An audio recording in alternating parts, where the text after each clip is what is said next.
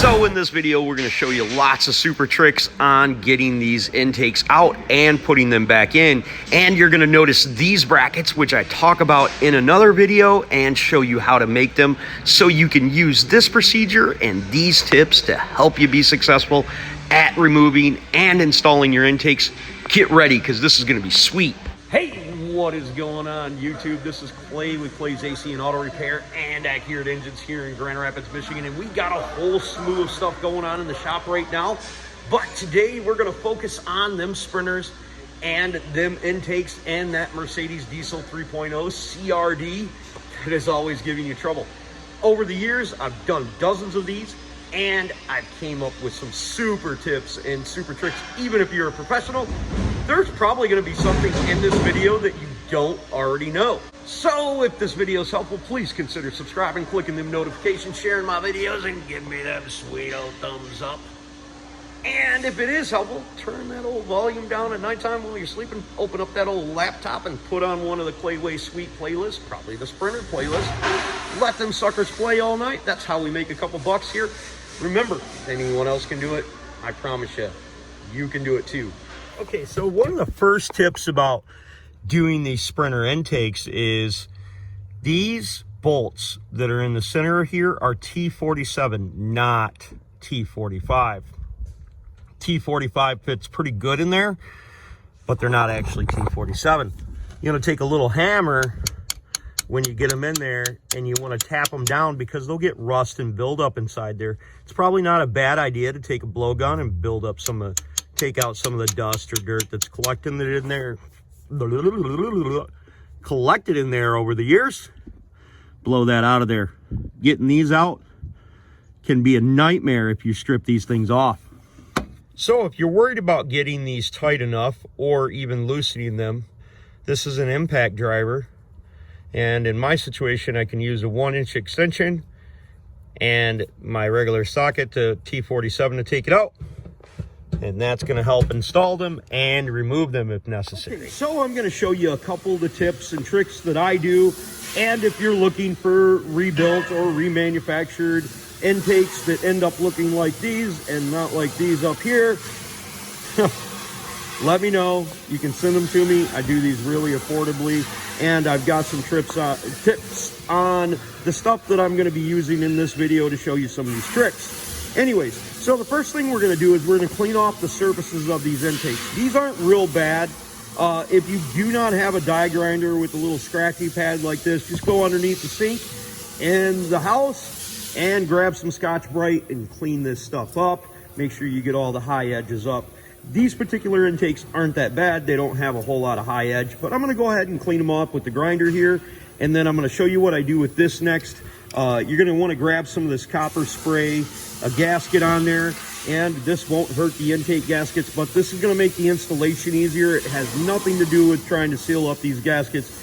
It's just so we can make this as simple and as easy as possible. So after I've cleaned up the surfaces, I want to make sure that I wipe this down. And then I'm going to take a piece of cardboard or something like that, and I want to put my gaskets down over the top of it. What I'm going to do before I put my gasket on, this side only, I'm going to take this and spray it on there generously. I'll show you that here in a second, and then we'll fit it on there, and then we'll just go ahead and sit them right on the ground so these gaskets adhere to these intakes. So when we go to install them, they don't get all bound up and weird and wacky. If you've ever went to install these, you know exactly what I'm talking about. They get messed up during the installation. Going by the assumption that you haven't removed your intakes yet, remember, if anyone else can do it, you can do it too. Now I'm just doing the one side. It doesn't even need this stuff. These gaskets work really well, but these little fingers that are supposed to hold them up in there, not so much so. After they're coated, I flip them over. That's what she said. It would not hurt to set something heavy on top of these. Then that'll flatten out our gasket and adhere it to our intakes. I'm pretty sure this cylinder head's heavy enough. So after we remanufacture the intakes, during that process, I try to talk customers into replacing the oil cooler gaskets on it because they leak, and also because we pressure test these. They have 2 chambers in the oil cooler gasket. One is for coolant and one is for oil. We also clean these for you when you send yours in. We also always replace the swirl motor, and I always use OEM equipment for that. The reason for that is because I've seen the aftermarket ones go defective, and it's a muggle to change these. I do have videos showing you how to change these swirl motors when the intakes are installed on there, where I use fishing line. It's brilliant stuff there. I actually read about it from another guy, and then I made videos showing you how to do that, so you can look in my Sprinter playlist for that. Now we're going to install this oil cooler, and then I'll assemble these and show you another super trick on how to get these in easier, even though they're not going to be easy. Whenever I install O-rings or gaskets on anything, I grab some dielectric. Don't be fooled and robbed of your money by buying a little thing of dielectric from AutoZone that they sell for $2 up on the counter when you can get a whole tube of the stuff for like $4 or $5. You want to apply that generously to any O-rings that you may be using anywhere in the system, and if you do that, I'm going to tell you, you'll lessen the likelihood of having a leak by probably 99%. If everything is put together correctly, you won't have any issues. Okay, so with the installation, removable brackets installed, you can start putting it down inside there. And when you go to put it down in there, put it down underneath the wire loom, because I'm probably not going to be able to show you and install it at the same time. You can use these to remove it. What you want to keep in mind is when you're removing these or installing these, you want these brackets to be a little bit loose on here. You don't want them torqued down real tight. You just don't want this to separate. This is the only reason that we use the installation or removal brackets. Makes it simpler to remove them. Definitely makes it simpler to install them, because if you've ever tried to install these without these brackets, it's not no fun. I did it about 20 or 30 times before I came up with this just dumb man's bars that were measured across there to make it easier for me to install it. So now we're going to go ahead and throw these things back in here and set them all up. Okay, so down over here is our brake booster, and that's this big line that goes across here. We quite simply pull that out. Now it pulls out kind of hard, so you're going to have to put a little butt behind it. And then we'll also pull off the little hose that's on the end of there, and we'll set that out of our way right here. Try to get it out of the way as possible, but you don't want to bend it or kink the line right here, so be real careful of that, but you can get it out of the way. The next thing that I do is I take a zip tie, and I'll run the zip tie up here to the air conditioning system just to hold this wiring harness up, and I'll push all of these wiring harnesses off to the side so this area is as open as possible. And make sure that if you haven't already done it, remove this little vacuum line right here and take the little clip out and put it somewhere safe, because if you lose it, it's a real pain in the buttski. You might be able to use a staple inside there if you do lose that, or you would have to just go to get another one from your local Mercedes store. Now this is going to be in the way, and obviously we could remove this hose right here, which would also be helpful as well. Sometimes they do not have hose clamps on them, so you're not able to remove them. So we might just end up working around that. But now this gives us a pretty nice shot. It's open as much as possible to get that intake set inside there. So if you ever do work on big trucks or something like that, this thing will come in super handy. No, they did not pay for that. I absolutely love that thing. I also took a zip tie and I made sure I wasn't kinking that, and I zip tied this up to the radiator, keep it up out of the way. This is all about as easy as we can get this in here, because it's still kind of a pain. We still have to get past this right here. I think I'm going to try to leave this on because if I remember correctly, most of these do not have a clamp here and you cannot remove it. But if you do remove it, you can clamp it off. Okay, so I decided that I'm going to go ahead and remove this clamp. If you have it, just take a pair of wire cutters. If yours is a fixed kind, take a pair of wire cutters, cut it off, move it out of the way.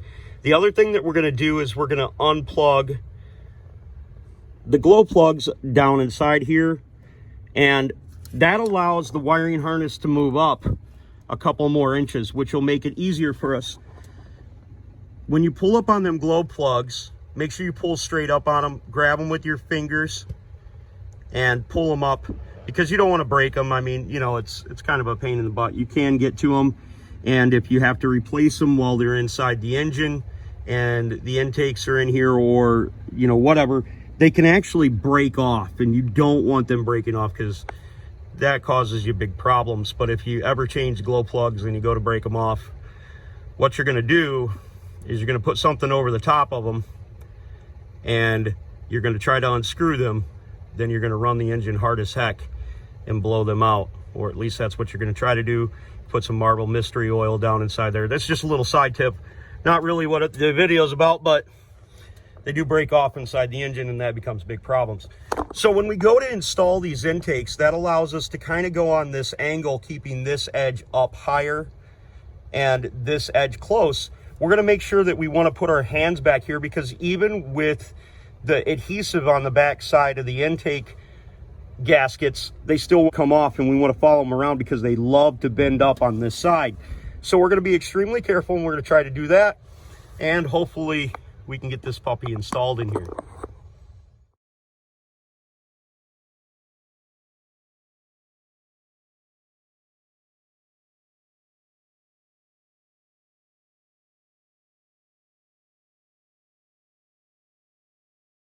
Now with that back there, we take our arms, make sure our gaskets are still in place, make sure they haven't moved too much, and then we pull it into place, suck it up, and install our triangle gasket on the front of there.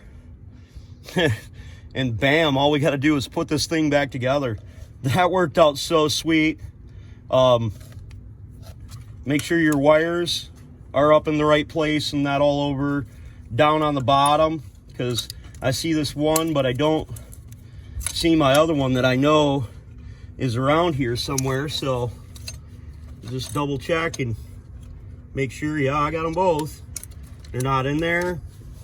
Nothing, make sure that there's nothing along the edges. Put her down into place, pull her forward. Bamola, you're good to go. Now this gasket right here fits on here just like this, and you'll notice where this tab is at and these two are. And to make this easier, we can stick this gasket down inside here and use the long bolt and then the other bolt right there to hold that gasket on. And when we get close, we can start these two top bolts, and then that way our gasket doesn't fall down. We want to make sure that when we start any of the bolts, we start them all prior to tightening anything down. If you do that, if you don't do that, you'll find that once you get everything tightened down, you won't be able to start all the bolts. So start every single bolt, then go back through and make sure you mark your bolts that you've tightened them down, because they do need to be torqued down. So these three bolts down here, I use them to draw in the intakes and put them into place. They are the only three bolts that I tighten down first, and then I loosen them up about a couple quarter turns, you know, maybe 1 or 2 turns, loosen them up so the intakes are floppy. I also then, if I've left my brackets loose or tight, I'll loosen them up so I'm able to get all the bolts to start properly. And if you don't have the gasket lined up quite properly on these, you can take a pick tool and move it around in the various holes if necessary. But if you did the way I did it, that won't be necessary. Okay, so one of my other tricks is I take an old pop can, I cut it up, and sometimes I'll use like duct tape or something to hold it down here, even though the wiring loom will pretty much hold that down there. But what that's for is so when oil drips out of the turbo, it doesn't ruin your swirl motor. This is extremely helpful. You'll see what I mean if you have a little bit of oil inside your intake tube and stuff like that. It'll help prevent that from ruining that motor and getting down there inside the electronics. I go into this in fairly good detail on my Sprinter intake rebuild video, and you can look for that in the Sprinter playlist 3. So one of the last components we're going to go over in this situation is going to be the turbo pedestal itself. This gasket doesn't have any little clips on it to hold it up. So what I do is I just take some of these 5.8 millimeter O-rings, flip this gasket on its base right here, put the gasket on properly with the little gnarls sticking up. They actually go into the turbo gasket itself once I figure out how the hell this thing goes on here. Anyways, put these O-rings on about half the bolt, so then the bolt can move up and down and I can get the other bolts started. And then that way, I'm gonna tip it up, doesn't fall off. On the later model Sprinters, they have these little clips on the side of here. All these gaskets have these clips, but on the edges of there, there's gonna be little lips there that these clips affix to. And the gasket goes on there like that. If there's not clips on there, I highly recommend you take this area right here, put a little bit of Permtex down there, then you're able to fix that. This gasket will want to move around when you're installing it, so be extremely careful because this gasket and the base gasket are very, very important. Your turbo will self-destruct within a couple of seconds if these gaskets are not installed properly. So be mindful of where they're at. When you get it installed, take your fingers, rub them along the edge, make sure that you can feel these little lips on there properly, and you'll be good to go. The next thing is when you go to set it in here, you're gonna set that turbo. I can't remember if we go this way. We either go this way or we go like this. I'll let you know here in a second. We're gonna go like this. So you start up here and you'll slide it up underneath that lip right there. That'll make it easier to install and it'll get up underneath your EGR tube. Okay, so now we're gonna go to installing the turbo, and that turbo went in there like this. And I had it up a little bit so I could plug in the plug right there. Another thing that we're gonna wanna check is we're gonna wanna check where that gasket goes on the bottom of the center section here. The little prongs face up and the gasket affixes to the bottom of the turbo itself, and there's little lips on there to grab that gasket. We want to reach back here and make sure once we've got our bolts in that we can feel our little tabs on each side of that gasket. If we don't do that, if we don't feel them tabs, then our gasket's not in the right place. Then, keeping with normal, just everyday automobile repair, we're going to start our bolts, the 2 here, the 3 there, and then the 3 there. And you don't really have to start the 2 bracket bolts, but you can get them 2 bracket bolts down there at the bottom as well before we tighten anything up. Because we may need to be able to move this a little bit to get everything to line up exactly the way it's supposed to be. Make sure your wiring harness is in the somewhat correct position. Okay, so I think this is going to be my last tip. The last 2 times I've done one of these Sprinters, and I don't know how many I've ever done, and I've never really had this problem. My gasket has leaked here on the back of my turbo. Now, what I'm assuming I'm doing wrong, which there can only be 2 things that I could be doing wrong.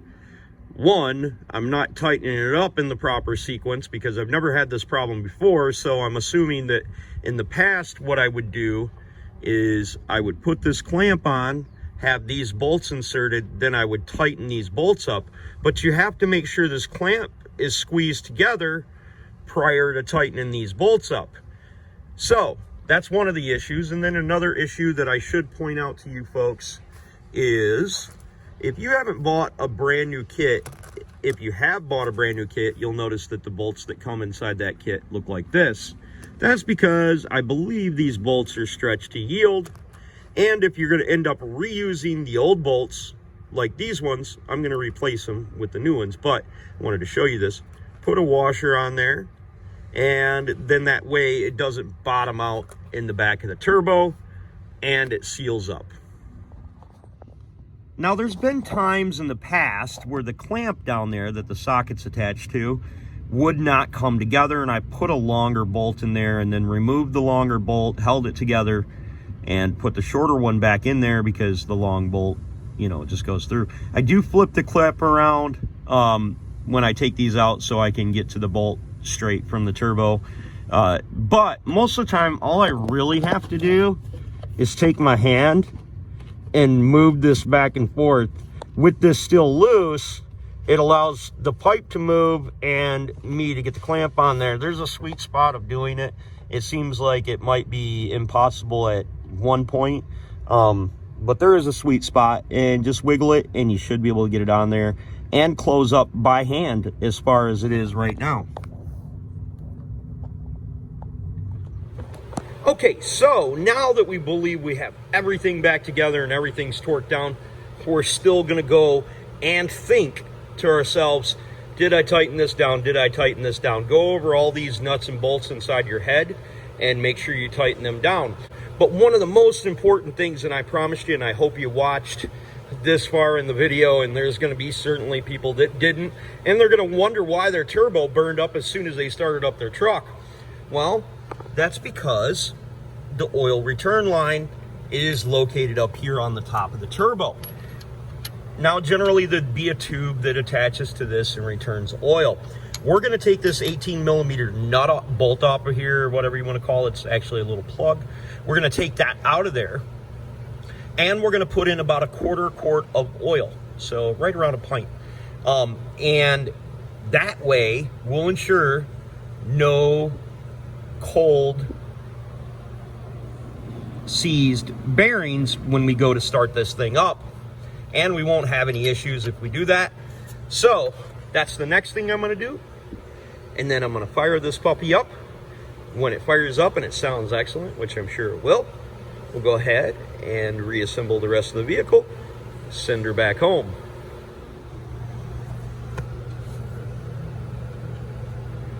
When we take this out, we want to make sure that we do not lose this gasket that goes on there. It's imperative to the operation. Now we'll put some oil down in here. Okay, so if you're having a glow plug issue, you want to pull the glow plug hat off. Put a little bit of light down there so you can see. So I have no glow plug on number 5, and if we look at the glow plug, if you can tell, it looks really, really rusty there. And then if we look back at this other glow plug right here, not so much so. So we're going to do a couple things. We're going to test for voltage when the key's turned on and see if we got voltage to the plug. But we're also going to take a little bit of emery cloth / sandpaper like this, and we're going to clean that off there. Try to work around it without removing the turbo or the cover over here. See if we can get this sucker to go back on. I also think it's special note, if we look down inside here, we can see quite a bit of rust inside that plug. Now we can cut these plug heads off and use a butt connector, which actually snaps right on to the glow plug itself, and do away with this plug here. We're going to first try to test and make sure it has power and all that jazz first. And if that's the case, if it's still not having power, we'll clip this off, put a butt connector on there, drop it down on there, and it'll work guaranteed. I just put the emery cloth on the tip of my finger, work it around a little bit to knock some of that rust down. Now I take a small round file and I'll stick that down inside the plug head, and I'll just clean it up a little bit, and it seemed to heal the whole thing up. So after I filed it out and I've cleaned off the tip of the glow plug and I tested it for voltage, I had battery voltage at the glow plug with the key turned on to the on position. So now I believe I've got it cleaned up good enough to where if I plug it back in, it should work a-okay. Yeah, that glow plug code went right off. That worked like a champ. I absolutely love it. That's happened to me a couple times, and I'm glad this simple, quick, little cheap, mainly cheap fix probably will help you and me in the future. So if it does turn down that old volume on your computer at nighttime, put on one of my sweet Clayway playlists and let them suckers play from front to back. That's how we make a couple bucks. Well, hopefully this turned out good for you guys, and some of these tips helped you put that Sprinter back together. Remember, if you got a question for me, you can hit me up on Clay's AC and Auto Repair on the Facebook Messenger. I certainly try to help everyone that I possibly can. Don't be the next of them, be the first of you, and if anyone else can do it, you can do it too. God bless, and have the best of days.